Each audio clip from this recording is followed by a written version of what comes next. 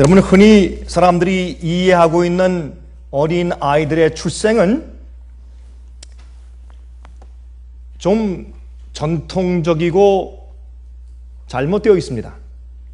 그리스도인들이 이해하고 있는 어린 아이들의 출생에 대해서 좀 부정적이죠.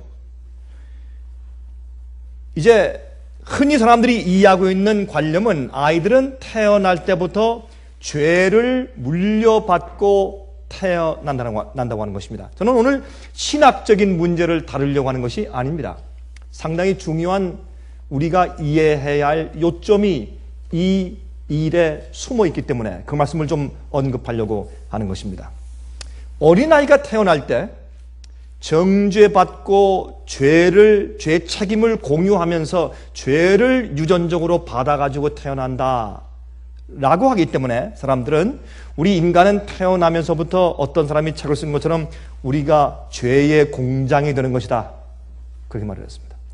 공장에서 뭐합니까? 공장에선 그 기계 벨트 위로 상품이 찍어져 나와야 합니다. 상품이 생산돼서 나와야 합니다. 공장은 무엇을 자동적으로 만들어 나오는 곳이 공장입니다. 그래서 많은 사람들은 우리 인간들은 태어나면서부터 항상 죄를 짓고 죄를 지을 수밖에 없는 인간으로 형성되어서 태어난다고 믿는 것입니다. 그것은 잘못된 생각입니다. 그것은 우리가 타파해야 할 잘못된 타부 가운데 하나고 잘못된 개념과 잘못된 전통적인 가르침 가운데 하나인 것을 우리가 오늘 아침에 이해해야 할 것입니다. 여러분, 우리 인간들은 죽을 수밖에 없는 사람들로 태어납니다. 맞습니다. 우리가 죄의 결과를 받고 태어납니까? 그렇습니다. 죄의 성질을 유전적으로 받아 태어납니까? 그렇습니다. 죄의 경향들을 가지고 태어납니까? 그렇습니다. 악으로 기울어진 경향이 있습니까? 그렇습니다. 그러나 우리가 그것 때문에 죄를 짓고 살 필요는 없습니다. 그것을 우리가 이해하는 것이 중요하다, 그 말입니다. 한 산파는 말이죠, 제가 한국에서 만났는데 한 산파가 저한테 이렇게 말했습니다. 목사님, 저는 말이죠, 늘 아이를 받는 것이 제 직업인데 전 아이를 받을 때마다 제 마음 가운데 이렇게 뇌까립니다. 아이고, 이거사 뭐하러 이 몹쓸 세상에 태어났니? 그런데요, 제 마음 그걸 들으면서 야, 이 산파인데 가면 안 되겠다. 그 말은 안 하지만 그 아이를 받으면서 아유, 이거사 이 몹쓸 세상에 왜 태어나니? 그러니 그 얼마나 그 아이가 듣지 못하지만, 부모가 듣지 못하지만 그 안 좋은 얘기예요. 그렇죠? 그게 우리의 기본적인 사고 방식이란 말입니다. 여러분, 그 한국에서 전해 내려오는 노래가락이 있죠? 여러분, 이 노래를 하면 여러분 다 아실 겁니다. 이 풍진 세상을 만났으니. 좀 기억하십니까? 그렇죠? 이런 노래 우리가 자주 옛날에 불렀습니다. 또 노인들은 이런 노래 잘 노래가락을 부르시죠. 근데 보세요. 이 풍진 세상을 만났으니, 그 다음에 무엇입니까? 너의 희망이 무엇이냐? 참 슬픈 노래예요. 그렇죠? 너의 희망이 무엇이냐? 이것이 우리 사고방식인데 성경은 그렇게 말하지 않습니다. 성경은 어떻게 말하고 있습니까? 어린 아이들이 태어날 때 은혜 아래 태어난다고 말하고 있습니다. 참 이상하죠? 우리 그것을 좀 살펴보도록 하십시다. 우리가 이렇게 성경적으로 우리의 사고방식과 개념을 다시 바로잡을 때 우리가 하나님을 위해 사는 우리 그리스도인 생활 가운데 힘과 능력이 생기는 것입니다. 물론 우리가 아이를 낳고 기뻐하지만 그 아기의 운명을 이야기할 때는 차라리 태어나지 않은 것보다 못하다, 그런 사고방식을 갖기에 일쑤고 그런 생각을 많이 합니다. 한국에서 말이죠, 얼마 전에 한 국민학생이 옥상에서 10층이나 떨어져서 자살을 했어요. 국민학생이. 제가 그 기사를 읽고 너무 제 가슴이 아파가지고 왜 자살했는가 그랬더니 자살하면서 이제 쪽지를 적어놓고 죽었어요. 엄마, 내가 죽으면 내 여동생, 내 동생이 짜장면에서 한 그릇 더 얻어먹지 않을까요? 그러고 죽었어요. 야, 참 슬픈 세상이에요. 왜 그럴까요? 그것은 우리가 태어나 사는 생명의 귀함을 몰라서 그렇고, 주님께서 이 세상이 풍진 세상에라도 이렇게 슬픔과 고통과 고난과 시련이 많은 세상이라도, 병이 많은 세상에서라도 태어나는 것이 훨씬 좋고, 태어나는 생명을 가진 기회가 얼마나 귀하고 아름다운 것을 하나님께서 아시기 때문에 우리를 태어나게 하신 것을 몰라서 그렇습니다.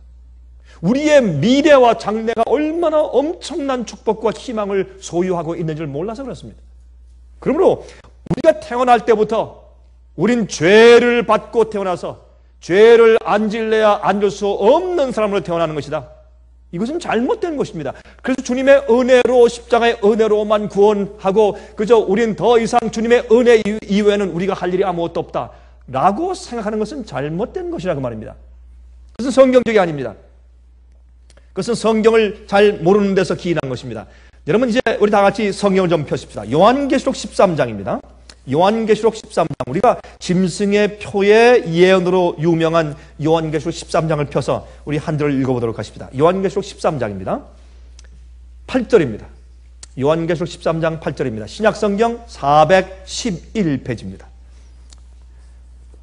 이렇게 말씀되어 있습니다.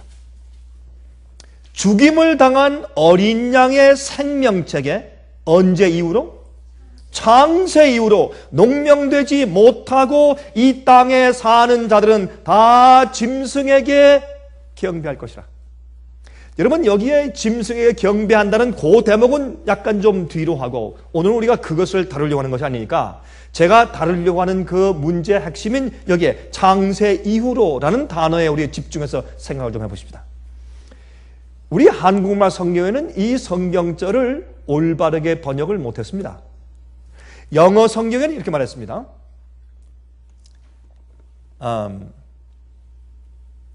Whose names are not written in the book of the life of Lamb.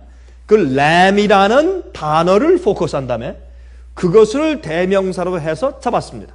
그래서 life of the Lamb. What's Lamb? 이 어린 양이 누구냐 말이에요. 어떤 어린 양인가 하면 slain from the foundation of the world. 이 세상이 기초적으로 생겨나기 이전부터 죽임을 당해 오신 어린 양, 그런 뜻이. 아니, 예수님의 십자가 이 세상 창조 이전부터 있었단 말입니까? Yes. 성경 그렇게 말을 하고 있습니다. 이게 무슨 말인가? 예? 우리 한 절 더 보겠습니다. 베드로전서 1장 펴보세요. 자, 이제 설명드리겠습니다. 무슨 말인가? 베드로전서 1장입니다. 18절부터 20절에 있는 말씀을 좀 읽겠습니다. 베드로전서 1장입니다. 18절부터 20절에 이런 말씀이 기록되어 있습니다. 너희가 알거니와, 그렇죠? 너희가 알거니와 너희 조상의 유전한 망령된 행실에서 구속된 것은 은이나 금같이 없어질 것으로 한 것이 아니요 오직 흠 없고 점 없는 어린 양 같은 그리스도의 보배로운 피로 한 것이니라. 여기 예수님의 십자가의 보혈의 은혜를 여기 설명하고 있죠. 그런데 그것을 어떻게 설명하는가 보십시다. 그는, 이 어린 양은 우리를 위해 순결한 피를 십자가에 흘리신 그 어린 양은, 우리 죄를 대신하시고 대속의 죽음을 당하신 그 어린 양은 누구냐 말입니다. 그는 창세 전부터 미리 알리신 바 된 자나 이 말세에 너희를 위하여 나타내신 바 되었으나. 무슨 말입니까? 예수님의 십자가가 우리 인간이 창조되기 이전부터 존재했습니까? Yes. 성경은 그렇다고 말합니다. 그게 무슨 말인가 하면 적어도 인간이, 하나님께서 창조하신 인간이 주의 계명을 어기고 범죄한 다음에 타락하여서 죽게 되었을 때 주님께서 그들이 죽지 않고 다시 살 수 있는 기회를 주시기 위해서 예수님께서 그런 일이 생길 때는 내가 책임을 지겠습니다. 거룩한 하나님의 회의에서 이 지구와 인간을 창조하시기로 계획하셨을 때부터, 그 목적을 이루시려고 계획하시는 그 순간부터 만약 인간이 실패하여 범죄하여 죽게 되었을 때 하나님 자신이 대속주가 되어서 죄를 대신 지시고 다시 살 수 있는 희망을 주시겠다는 계획이 먼저 있었습니다. 갈바리의 십자가는 그때 갑자기 생긴 응변적인 그런 해결 방법이 아니라 원래 미리부터 인간이 범죄하기 이전부터 있었던 하나님의 거룩한 계획이 옵시다. 그러므로 여기 보면 예수님께서 창세 이후로, 창세 이전부터, 그때부터 인간과 아담과 해와가 에덴 동산에 있었을 때부터, 선악과를 따먹기 전에 범죄하기 이전부터 십자가는 있었고 어린 양은 있었습니다. 그러므로 우리가 이 땅에 태어난 것은 말이죠, 이 땅에 태어난 것은, 보세요, 우리가 만약에 죄의 책임을 지고 태어나는 것이라면 태어나자마자 죽어야죠. 맞습니까? 죄의 삭은 무엇입니까? 사망이에요. 만약에 우리가 태어나자마자 이렇게 생각해요. 태어나자마자 그 죄의 조상들의 죄의 책임을, 죄의 guilt를 내가 그대로 공유하고, 이게 원저설이죠. 이것이 어거스틴의 신학이에요. 제가 오늘 그 얘기를 하려는 얘기는 아니지만 우리가 알다시피 만약 그 책임을 내가 공유하고 태어난다면 태어나자마자 죽어야 돼요. 내 속에 이미 죄가 존재하는 것이니까. 그러나 죄의 성질과 죄의 기울어진 경향이 내 속에 있습니까? Yes. 그것은 죄의 결과가 내 속에 있는 것이지 죄의 책임이 있는 것이 아니에요. 우리가 태어나면서부터 죄를 지었습니까? 그것은 아닙니다. 그러므로 만약에 죄의 책임이 내 속에 있다면 우린 죽어야 합니다. 태어나자마자 죽어야 돼요. 근데 안 죽어요. 어린 아이가 태어나자마자 살기 위해 태어납니다. 맞습니까? 아이는 태어나자마자 살기 위해 태어나요. 일정 기간의 생명을 가지고 살아보기 위해 태어나요.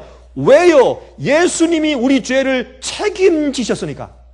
예수님이, 여러분 구약시대 사람들도 예수께서 십자가 돌아가시기 1000년 전, 2000년, 3000년 전에 있던 사람들도 태어나서 어린아이가 그냥 죽지 않고 사는 것은 100년 살든지 70년, 60년 살든지 일정 기간을 사는 것은 예수님께서 이미 계획적으로 아버지시여 내가 책임지겠습니다.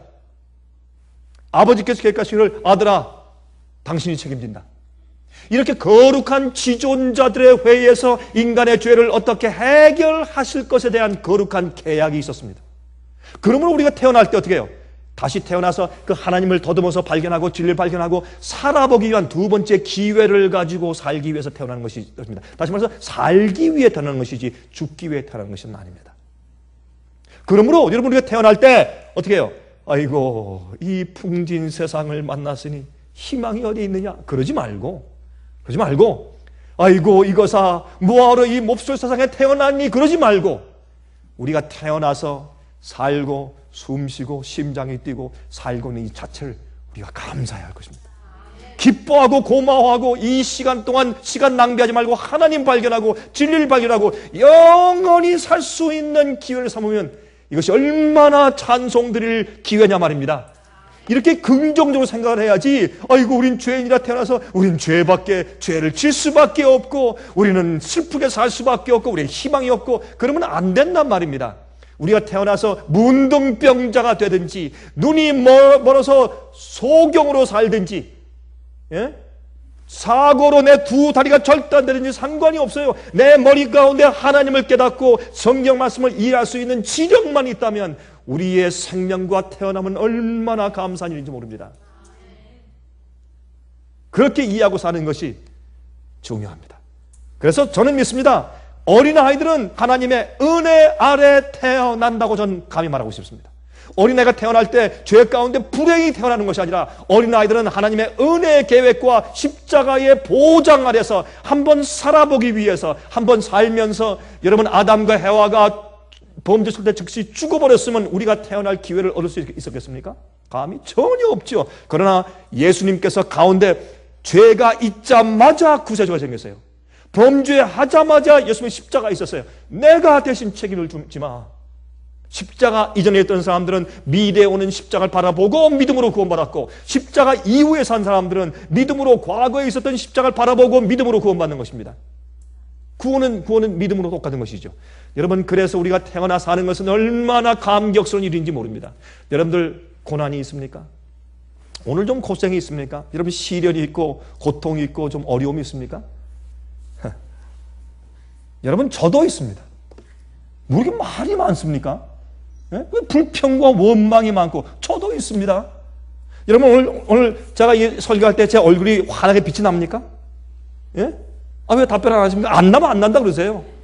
빛이 나죠? 왜요? 제 마음 가운데 기쁨이 있는 거 없습니까? 기쁨이 있습니다. 여러분 제가 뭐 모든 걸 다 가지고 모든 게 다 해결되고 고통이 없어서 기쁜 것이 아니라 하나님 안에 주님의 거룩한 약속과 십자가의 거룩한 묵계 속에 저는 엄청난 희망을 가진 인간이기 때문에 그렇습니다.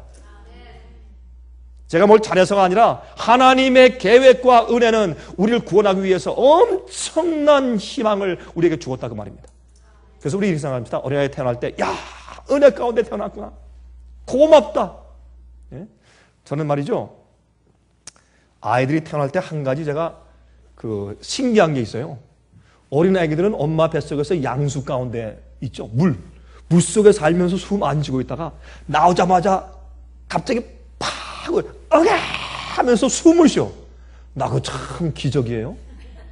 그거 신기한 기적 아닙니까? 9개월 동안 물속에 살다가 어떻게 나오자마자 금방 울음을 터뜨리면서 코로 숨을 들이켜서 허파가 움직이며 공기로 숨을 쉬냐 말이에요. 엄마 뱃속에서는 공기로 숨을 못 쉬고 탯줄로 그저 영양분 공급받다가 살다가, 그렇죠? 그러나 살았습니까? 살았어요. 어떤 데 보면 이 어린 아이들이 그냥 발로 막 태권도를 해요.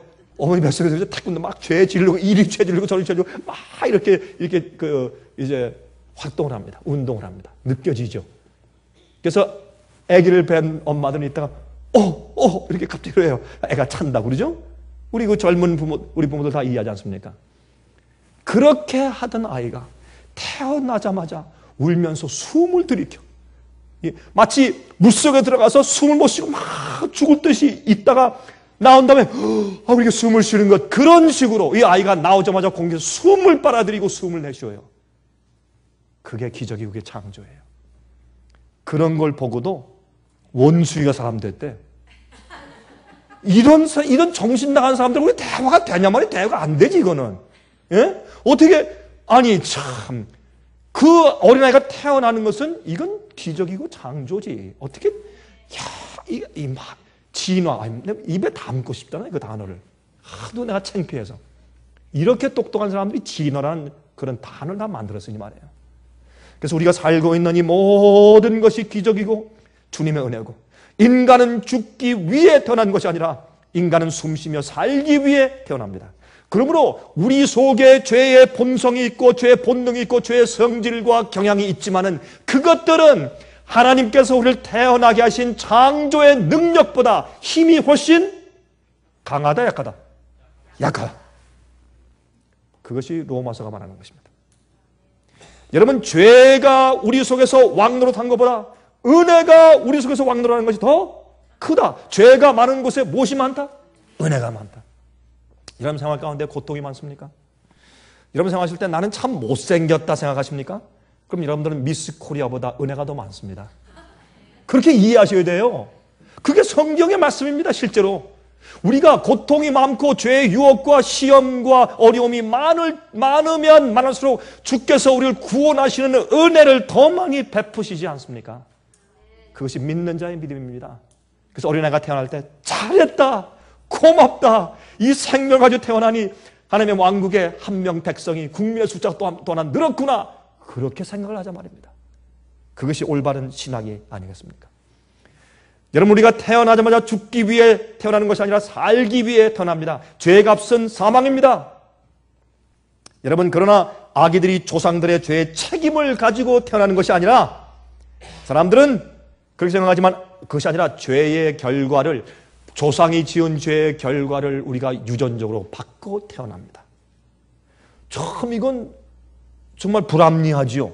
또 억울하죠. 억울합니까? Yes. 불합리합니까? 그렇습니다.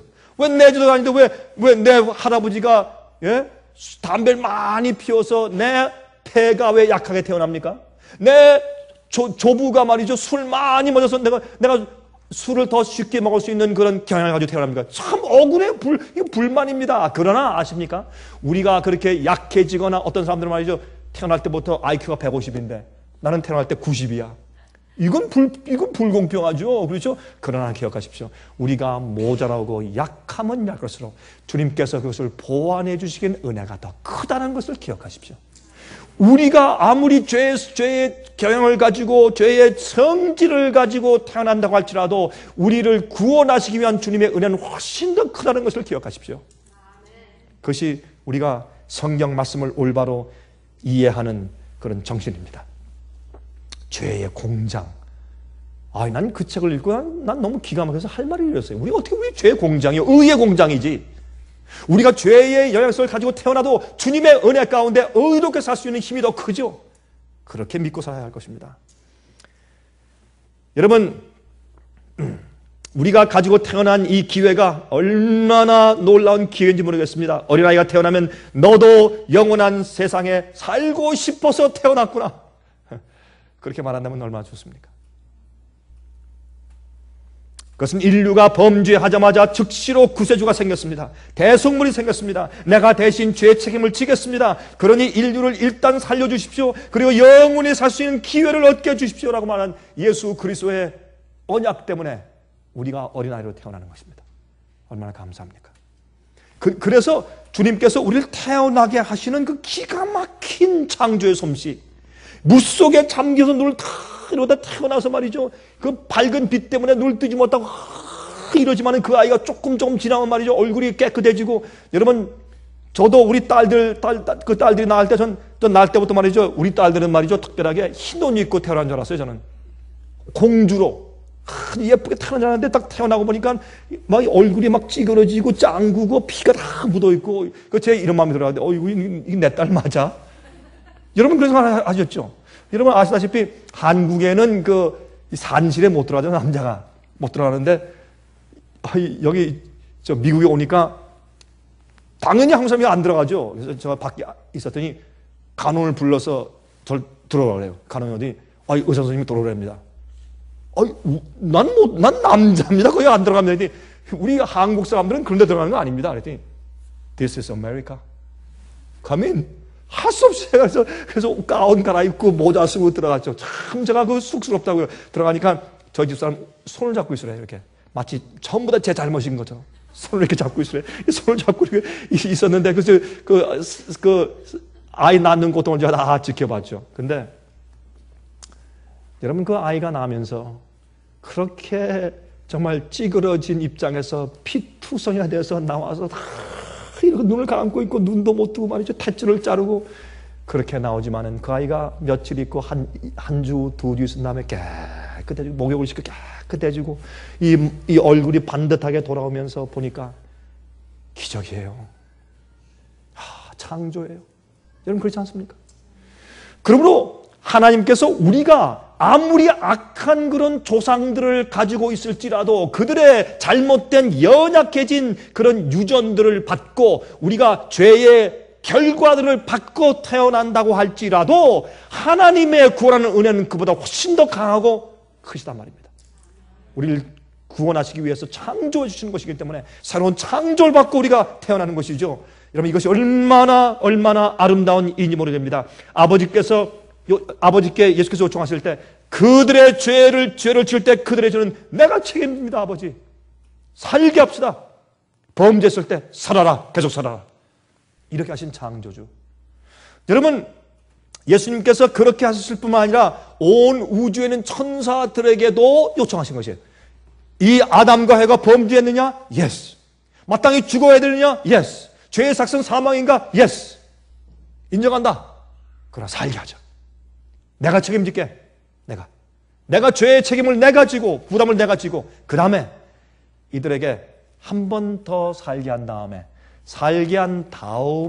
그들에 대한 결단과 심판을 우리가 함께 하자. 이렇게 하신 것입니다. 새로운 생명과 새로운 기회를 우리가 다 부여받게 된 것이죠. 여러분, 그렇게 하는 것이 합법적이에요. 하나님께서 하시는 모든 일은 합법적이고 합리적으로 일을 하세요. 그냥 무턱대고 하시잖아요. 모든 자들이 납득할 수가 있어야 하고 또 옳다고 인정이 되어야 하니까 죄를 지은 자가, 하나님의 법을 깬 자가 죽지 않고 왜 살아야 합니까? 우리가 왜 삽니까? 범죄했으면 그냥 죽어야지. 그렇지 않고 사는 것은 하나님께서 우리에게 기회를 주셨는데, 그렇게 함으로 여러분, 죄를 대신 책임지는 것은 죄 없는 자가 책임을 져야 돼요. 그것뿐만이 아니에요. 그렇다면 천사가 책임을 지면 되겠네요. 범죄하는 천사가? 아니면 천사는 우리 죄의 대속자가 될 수 없어요. 이 죄를 죄라고 정하고 심판할 수 있고, 죄를 정의할 수 있는 계명, 율법을 만드신 분, 우주의 법칙을 생성하신 분, 그분만이 죄를 대신 책임질 수가 있습니다. 그래서 하나님께서 그 죄를 대신 책임지시려 하시고, 그러므로 내가 책임지고 이들을 살린다. 그래야 합리적이고 할 말이 없어요. 천사들도 이유가 없습니다. 죄의 삭은 사망이지만 또한 생명을 주는 것입니다. 그러나 그들을 어떻게 해요? 이 지구에만 국한시켜서 한계해서 여기만 살게 하신 것입니다. 그것만 봐도 우리가요 우주를 마음대로 여행할 수 없어요. 예? 지금 저기 화성 간다고 해도 몇 년 걸려요? 그 빠른 인공위성 가지고 로켓들 가지고 몇 년 걸려서 가. 그렇죠? 달나라도 못 가요. 이렇게 우리가 연약하다고요. 이 큰 어마어마한 우주가 있는데 우리는 정말 아무것도 아니죠. 우리는 이런 영장이 우주를 여행해도 막 날라서 여러분 그렇게 하지 못하고 지구에만 딱 이렇게 한정되어 있는 자체가 우리가 지금 살고 있는 이 기회는 주님께서 두 번째 주신 기회란 말이에요. 영생을 얻기 위해서 여러분과 저는 결정해야 되는 것입니다. 이 기회 동안에. 그렇죠? 그러므로 하나님께서 이제 이렇게 하심으로 천사들과 모든 우주 거민들에게 자, 내가 하는 일과 내가 하는 구속의 계획과 내 심판이 합리적이고 합당하냐? 공정하냐? 의로우냐? 그래서 우주에 있는 모든 자들, 모든 피조물들과 모든 천사들의 동의를 하나씩 얻어 나가면서 일을 하세요. 왜요? 안 그러면 우주에 불만이 생겨요. 어떤 사람 마음 가운데 의혹이 생겨요. 의혹이 있으면 그 의혹 자체가 나중에 배반의 그 기초가 되기 때문에 하나님께서는 어떤 자든지 마음속에 의혹과 불만이 없이 의심이 없이 하면서 모든 자들의 동의를 한 사람을 구원하시고 한 사람을 도와주시고 은혜를 베푸시고 성령을 주실 때 하나님께서 어떤 의미에서 우주의 동의를 얻어 나가시면서 구속사업을 계속하시고 계신 것입니다. 얼마나 감사합니까? 이 하나님의 크신 은혜, 이 하나님의 크신 은혜. 여러분 시편 51장 보면 그런 말씀이 있죠. 내가 죄악 중에 출생하였으며 모친이 죄 중에 나를 잉태하였나이다. 맞습니다. 우리가 죄 중에 잉태함 받았습니까? 죄 중에 잉태되었고 죄 중에 나왔습니까? 그렇습니다. 그 문제는 그러나 그것이 우리의 죄는 아니었습니다. 우리 어머니의 죄이고 우리 아버지의 죄였지. 그 죄 책임을 내가 지는 것은 아니지만 그러나 죄 중에 출생하고 죄 중에 잉태됐기 때문에 우리는 죄의 성질과 죄의 파워를 받고 태어납니까? 그렇습니다. 그러나 주님께서 그럼에도 불구하고 태어나 살도록 하신 이유는 그것보다 주님께서 구속하실 주님의 구원의 파워와 은혜가 더 큰 것을 주님께서 아시기 때문에 그렇게 하신 것이 아니겠습니까? 그런데 왜 사람들이 말이죠. 우린 태어날 때 죄의 공장으로 태어난다. 우린 희망이 없다. 이 풍진 세상에 태어났는데 우리가 희망이 무엇이냐 말이죠. 그렇게 하지 말자 말입니다. 우리는 이 세상의 모든 악한 환경들을 이길 수가 있습니다. 아멘 하십니까? 우린 이 세상에 있는 모든 시련들과 모든 고통들과 모든 유혹들을 승리할 수가 있습니다. 아멘 하십니까? 그렇게 생각을 합시다. 그래서 우리가 태어난 것은 인간들은 태어날 때부터 어떻게 해요? 정죄하려 태어났다 그러지 말고 우리는 하나님의 은혜 가운데 태어났다라고 말하고 믿읍시다. 그것이 성경적이고 그것이 우리를 구원하시는 예수님의 뜻을 기리는 길입니다. 여러분 시편 51장에는 우리가 죄 중에 출생했다고 말했지만 시편 71장 보세요. 이 사실을 이해한 다윗은 또 다른 데서 말합니다. 시편 71장 5절 6절 보시면 주 여호와여 주는 나의 소망이시요 나의 어릴 때의 의지시라. 내가 모태에서부터 주의 붙드신 바 되었으며 내 어미 배에서 주의 취하여 내신 바 되었으니 나는 항상 주를 찬송하리이다. 여러분 다윗은 두 가지를 이해했어요. 하나는 내 속에 죄의 성질이 있고 악이 있다. 그거 이해했습니까? Yes. 내가 죄에 약하다. 이해했습니까? 이해했습니다. 마귀의 유혹에 약하다. 이해했습니까? 이해했습니다. 그러나 동시에 뭐 이해했어요? 하나님의 은혜와 창조는 더 강하다. 내가 이 어머니 뱃속에서 잉태될 때부터 모태에 있을 때부터 주님께서 나를 붙드셨다. 왜요? 성령의 은혜가 더 컸다. 그래서 누가복음 1장 보면 여러분 침례 요한에서 말하기를 어떻게 했어요? 침례 요한이 어머니의 뱃속에부터 어떻게 했다? 무엇이 충만했다? 성령이 충만했다. 어머니와 아버지가 거듭난 사람이 아이를 낳으면 뱃속에서 잉태될 때부터 모태로부터 성령이 충만할 수 있어요. 아니 침례 요한 했는데 왜 우리는 못해요? 근데 제가 이렇게 생각을 하다 보니까 우리가 어린아이 날 땐 그렇게 못했으니까 우리는 too late. 그러나 젊은 사람들 여러분 그렇게 할 수 있습니까? 여러분 그렇게 할 수 있습니다. 그래서 거듭난 어머니와 거듭난 아버지가 정말 기도하는 생활을 통해서 아이를 낳으면 그 아이가 은혜 가운데 나올 수 있어요. 은혜 가운데 나오는 것이고 이렇게 이해하는 것이 더 성경적이고 더 긍정적인 것입니다. 그렇죠? 여러분, 원죄설은 말이죠. 이런 뜻입니다. 우리가 태어나는 자체가 죄다. 죄를 상태로 보는 것이에요. 죄는 선택이나 행동으로 보는 것이 아니라 죄를 상태로 봐요. 그러면은 어떻게 죄를 이겨? 죄를 이길 수가 없어요.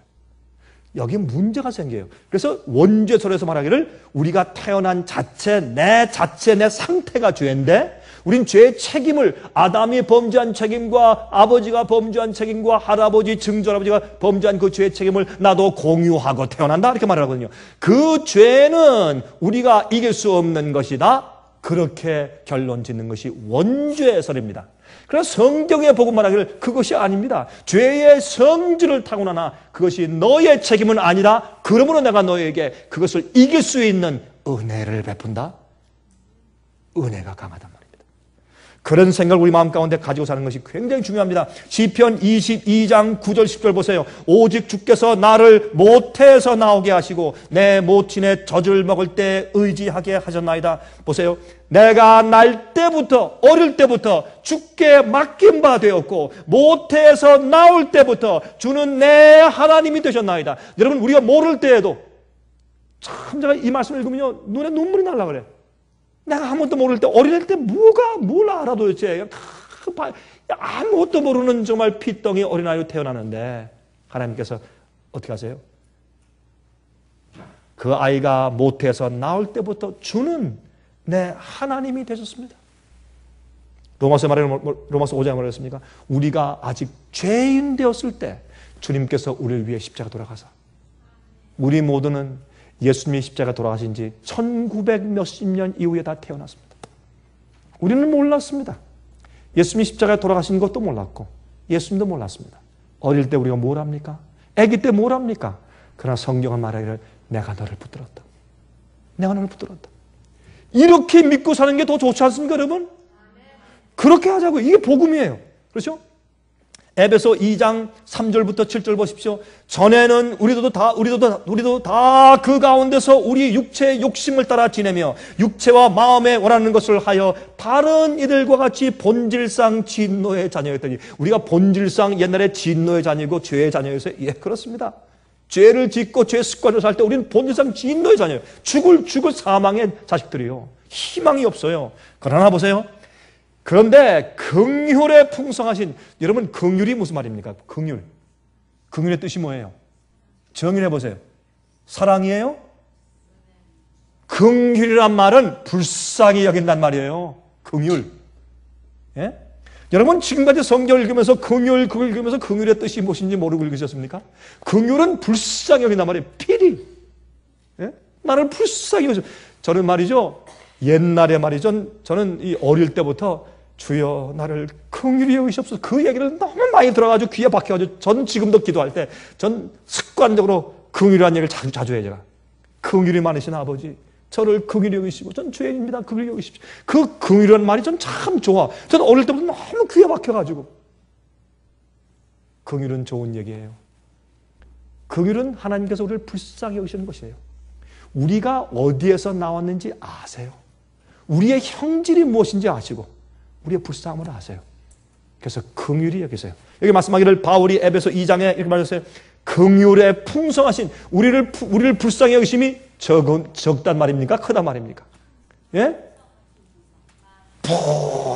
풍성하신 그렇게 읽을 거예요. 우리를 불쌍히 여기심이 너무 커. 풍성하신 하나님이 우리를 사랑하신 그 큰 사랑을 인하여서 큰 사랑을 인하여서 그 외국 사람들이 우리 그러죠. 우리는 이 다 목에 다 문제가 있는 사람들 같아요. 다 말할 때 이러니까 말이에요. 다 목에 무슨 문제 있는 사람 같다고 이렇게 얘기를 하죠. 근데 그게 좋아요. 한국 사람 말이죠. 큰 사랑 막 이게 말이죠. 어떻게 말로 표현이 안 되니까 그냥 그렇게 하는 거 형용사 말이죠. 그 큰 사랑으로 그 풍성하신 긍휼로 허물로 죽은 우리를 그리스도와 함께 살리셨고 가로하고 너희가 은혜로 구원을 얻은 것이다. 은혜로 구원을 얻은 것이다. 여러분 보세요. 우리가 어릴 때 죄의 성질을 가지고 쓸모없는 가치없는 인간으로 태어날 때도 넌 가치가 있다. 살아라. 살아라. 영생에 동참해라. 내 천국에 들어와서 일원이 되어라. 그렇게 하셨는데 나중에 우리가 범죄하고 죽을 사람 되어서 우리가 옛사람은 본질상 진노의 자녀가 되었어요. 그래서 큰 허물로 우리가 죽게 되었을 때 주님께서 어떻게 해요? 우리를 예수님과 함께 살리시고 은혜로 구원하셨어요. 이게 얼마나 크신 주님의 사랑입니까? 또 함께 일으키사 그리스도 예수 안에서 함께 하늘에 앉히시니 하늘에 벌써 앉혀버리셨어. 지금 이게 과거형이요. 이게요 이제 앞으로 글쎄 앉게 할까 말까 내가 좀 망설인다. 그게 아니에요. 이미 여기 보니까 은혜로 구원받았는데 또 함께 부활시키시고 그리스도 예수 안에서 함께 하늘에 앉혀버리셨어요. 이건 과거형이에요. 하늘에 앉혀버리시고 그렇게 읽어야 돼요. 예? 이는 그리스도 예수 안에서 우리에게 자비하심으로써 그 은혜 지극히 풍성하심을 이것도 우리 한국 발음식으로 지극히 풍성함을 오는 여러 세대에 나타내려 하심이라 그랬어요. 이게 주님의 은혜예요. 우리가 그렇게 삽시다. 그렇게 복음을 이해하고 그렇게 긍정적으로 생각을 하고 그래야 우리가 어린아이가 태어났을 때 은혜 가운데 태어났구나. 감사하다. 영생하고 싶어 태어났구나. 고맙다. 고맙다. 하나님 왕국의 일원이 되겠구나. 여러분 에스겔서 36장 보시면 26절이라는 말씀이 있어요.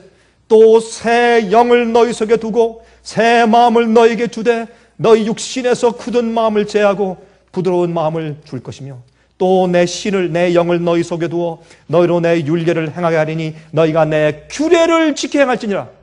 여기 보니까 하나님께서 어떻게 해요? 우리가 죄의 성질을 많이 받고 태어났으나 뭘 주신다고요? 새로운 마음을 주세요. 새로운 성질 주세요. 새로운 교양도 주시고 그래요. 하나님께서 우리에게 또 우리가 타고난 것은 잘못되었지만은 배양한 성질을 좋은 성질과 좋은 성품을 갖게 하시고 주님께서 그렇죠? 새 영을 너희 마음에 두고 새 마음을 너에게 준다. 너희 굳은 마음을 스스로 내버리고 내가 예수의 마음을 주겠다. 내 마음을 주겠다. 그것이 구원이라고 말씀했어요. 여러분 빌립보 2장 5절 있는 말씀 보세요. 너희 안에 이 마음을 품으라. 곧 그리스도 예수의 마음이니. 여러분 이 마음은 온유하고 겸손하신 마음 맞습니다.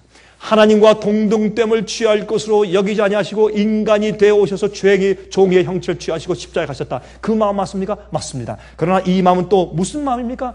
아버지께서 가라 할 때 인간으로 오셨고 또한 아버지께서 십자가에 가라 할 때 가셨고 겟세마네에 가라고 할 때 가신 아버지의 뜻을 존중하고 아버지의 뜻만을 위해서 살아오신 예수님의 마음이에요. 그런 마음 가지면 우리는 영생하는 것입니다. 그런 마음 가질 때 주님께서 당신의 법을 우리 마음에 기록한다고 말씀하셨습니다. 그래서 여기 말씀하기로 13절에 가서 보면 너희가 나 있을 때뿐만 아니라 더욱 지금 나 없을 때에도 항상 복종하여 두렵고 떨림으로 너희 구원을 이루라. 그렇게 말씀하셨어요. 항상 두렵고 떨림으로 우리가 무서워서 아닙니다. 주께서 우리에게 베푸신 그 은혜가 커서 너무 감사해서 그걸 쓸 때 어떻게 내가 이런 은혜를 받을 만한 자격이 있는가? 정말 떨림으로 그것을 지켜나가는 것이에요. 여러분들이 어려울 때 남이 와가지고 참 집사님 장님이 어려우시죠? 자 조금 도와드릴게요. 1,000불 주고 하면 고맙습니다. 고맙습니다 한 다음에 한 몇 시간 지나면 잊어버려요. 1,000불은 거금이 아니니까.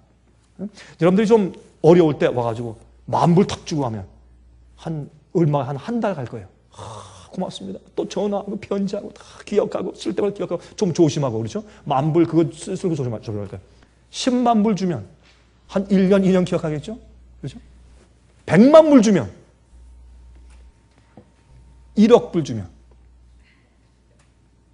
이 세상에서 단 하나 손가락 까딱 하지 않고도 먹고 살 수 있는 1억 불 줘버리면 여러분 너무 기가 막히고 억장 막혀서 그 은혜를 어떻게 감당하겠어요? 감당이 안 돼 이거는. 그게 두렵고 떨림으로 너희 구원을 이루라는 거예요. 무서워서 이거 하지 말아요 저거 하지 말아요 그게 아니라 하나님의 십자가의 은혜가 너무 풍성하고 크니까 내가 감당이 안 돼. 그것을 내가 어떻게 살까 이 은혜를 가지고 그게 두렵고 떨림으로 사는 그리스도인들의 태도입니다. 여러분 참 우리가 이런 것을 가만히 생각해 볼 때 우리가 하나님의 뜻대로 사는 것은 어려운 일이 아니에요. 절대로 어려운 일이 아닙니다. 새 마음이 생기는 것, 마음의 변화, 생각과 뜻의 변화, 그렇습니다.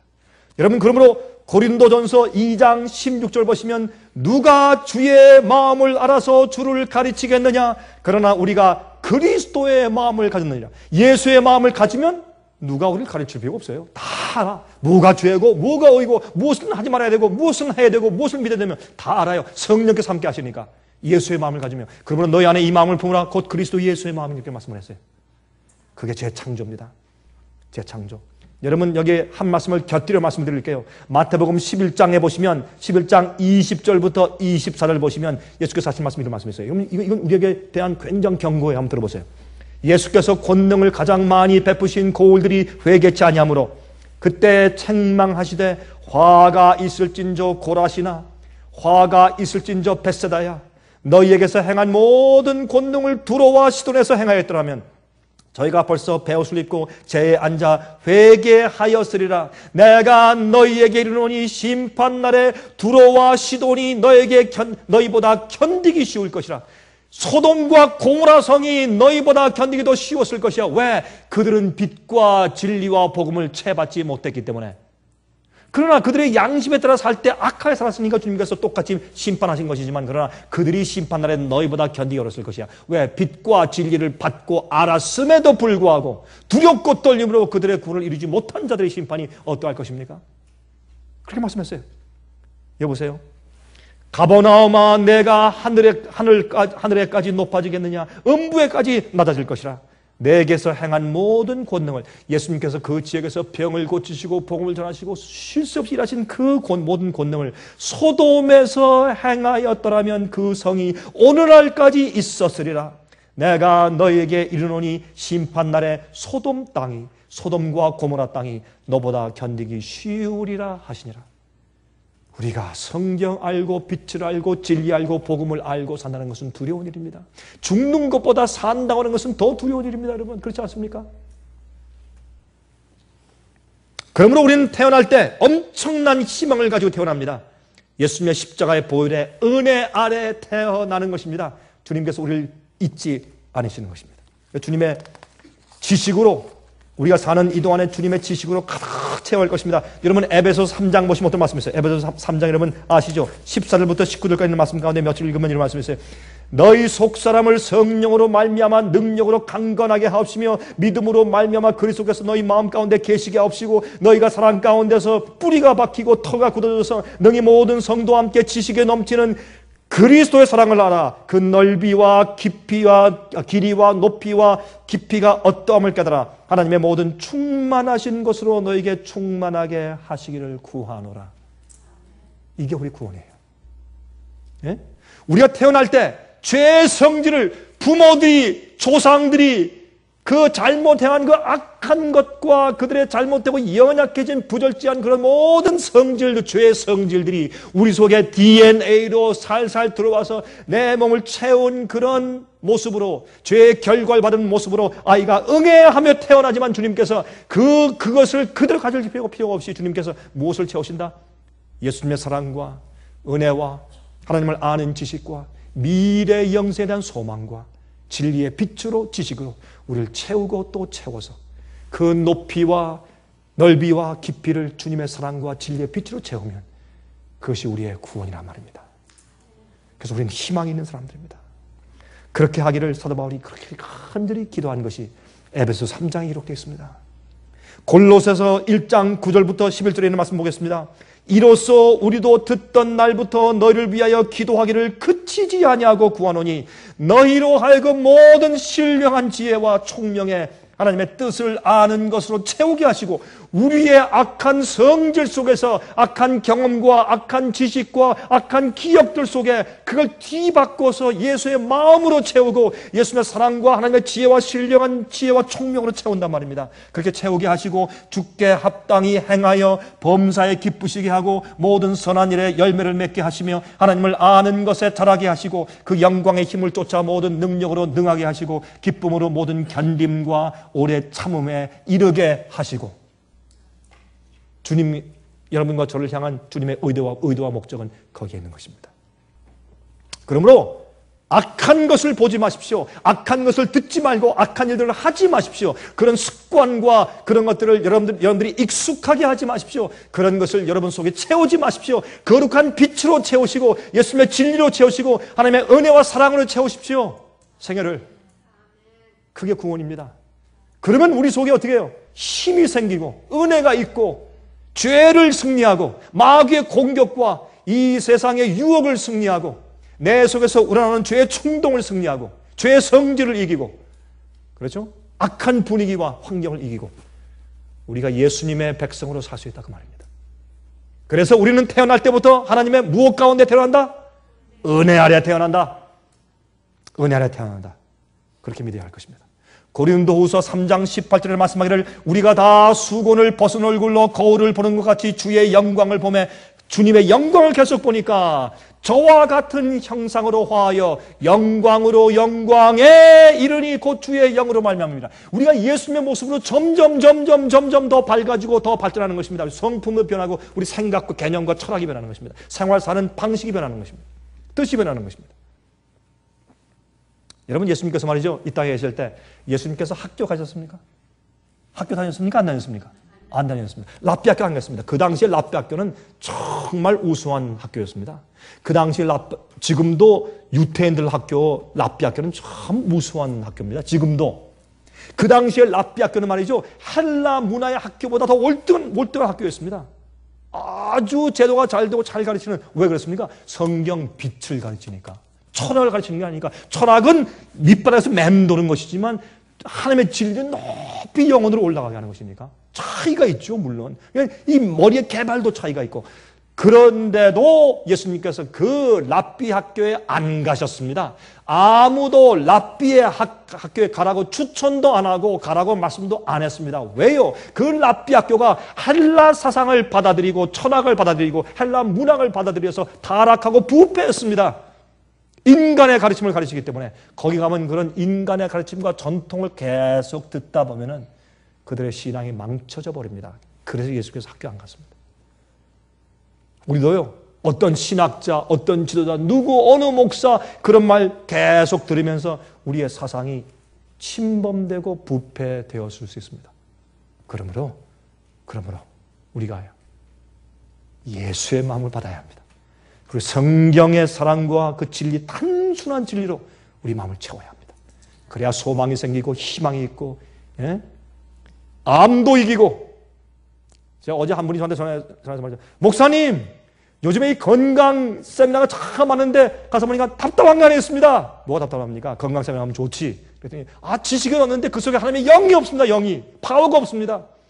주님이 고치셔야지 왜 맨날 건강 지식이 고치게 합니까? 제가 그 얘기를 듣고 전화해서 아멘. 그래서 아멘. 그 당신 말 맞다. 지식도 필요합니까? 필요합니다. 그러나 주의 영이 함께하는 지식이 아니면 아무 힘이 없어요. 그 랍비 학교에 성령의 은혜가 없으니까 예수께서 안 갔어요. 자, 이 얘기를 하고 좀 마칠까요? 중풍병자.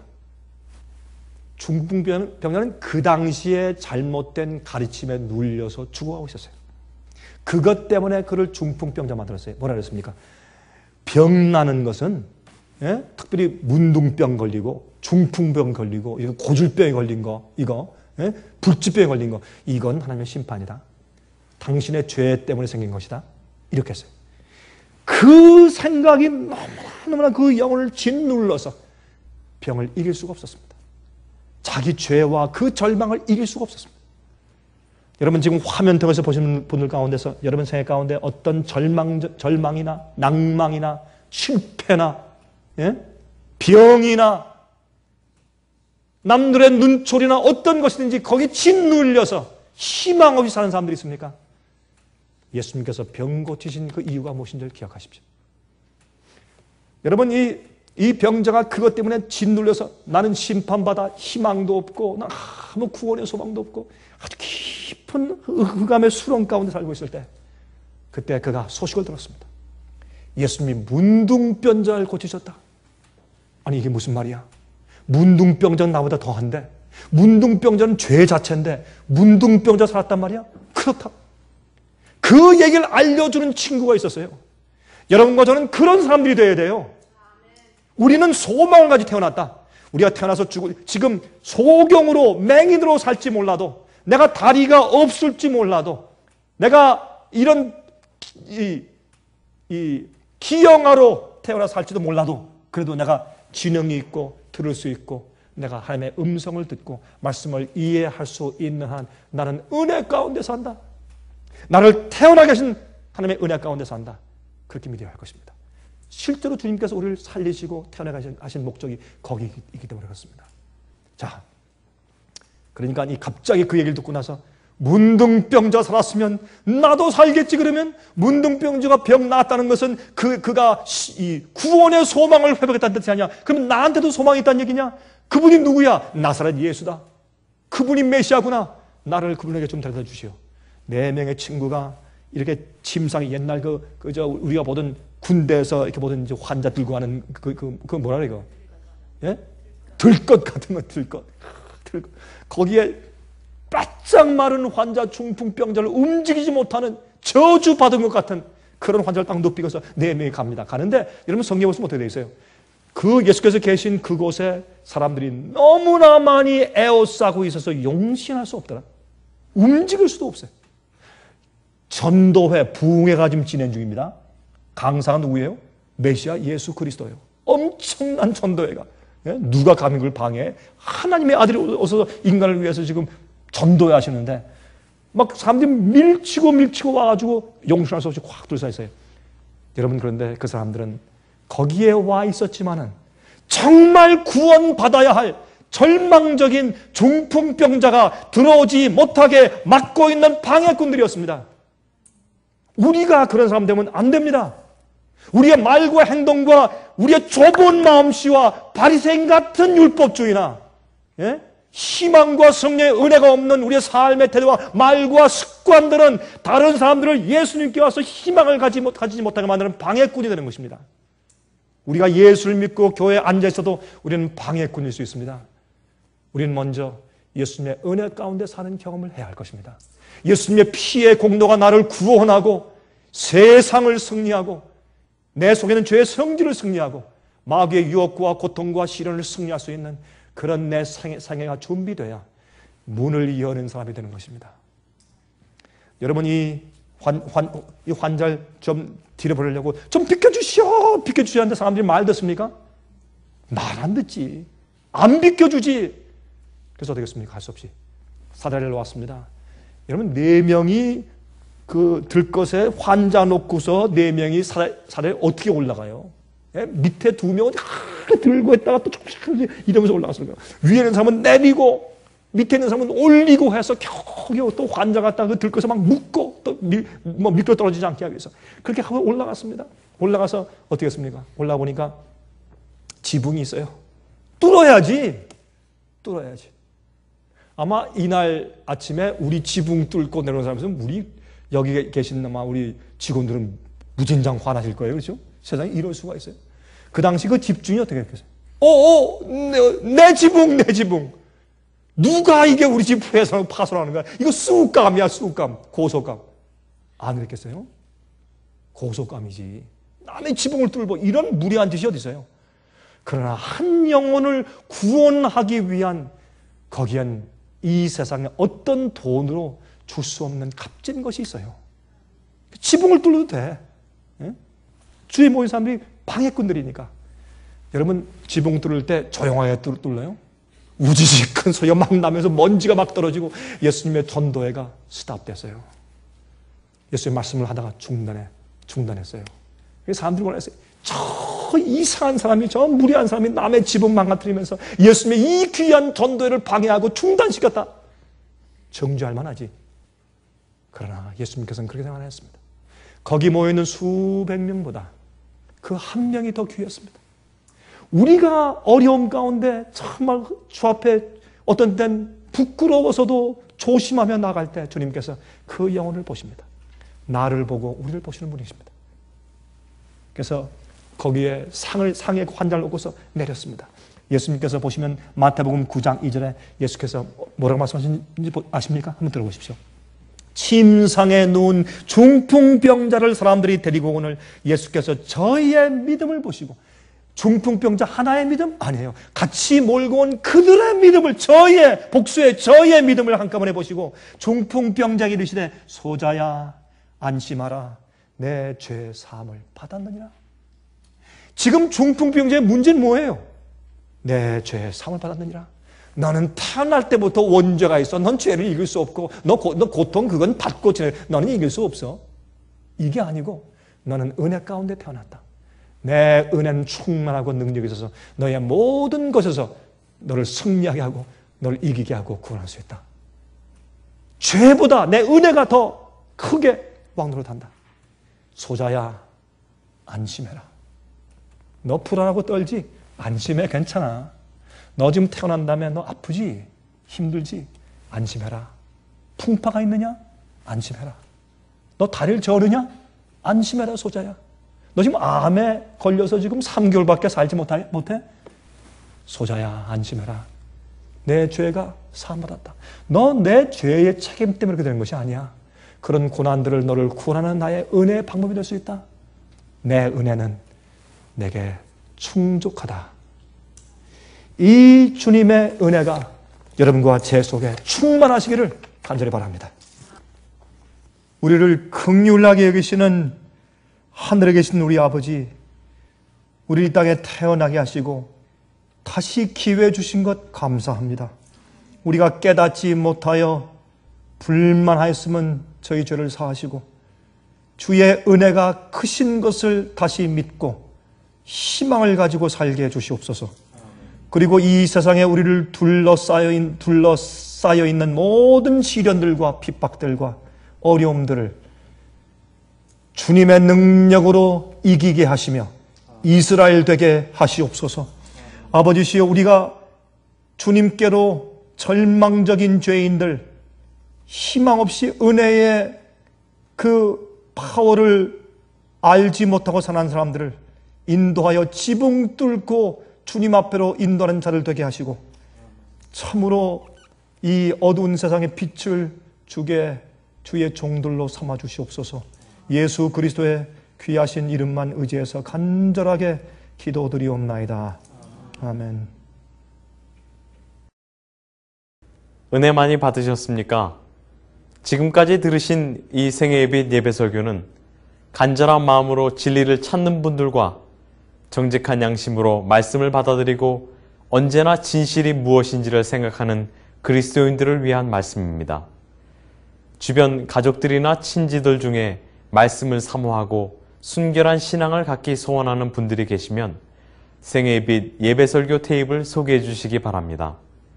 매주 원하시는 분들의 가정으로 직접 배달되는 생애빛 예배설교는 개인의 신앙 부흥이나 소규모 그룹 예배를 위하여 DVD와 CD로 제작되었습니다.